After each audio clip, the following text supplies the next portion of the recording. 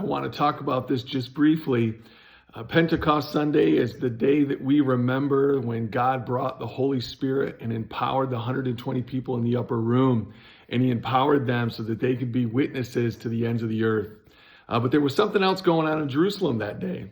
Pentecost, it was 50 days from Passover, and it was called the Feast of Weeks.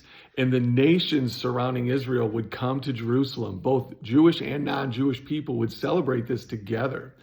And so the day that God chose to send the person of the Holy Spirit, the nations were full in the city of Jerusalem. And so the people, I call them the faithful, the 120 faithful that were in the upper room, were not in the streets celebrating. They were in the room waiting for what God would do. And he fills them with the power of the Holy Spirit. And they come down into the streets that are now packed with the nations. And Peter preaches the very first Spirit-empowered message, and it goes to thousands of people from around the world, and thousands come to know Jesus. This is something that we need to remember. This was not by chance. This was by design. God has always desired to reach the nations, and that the nations would have access to Jesus.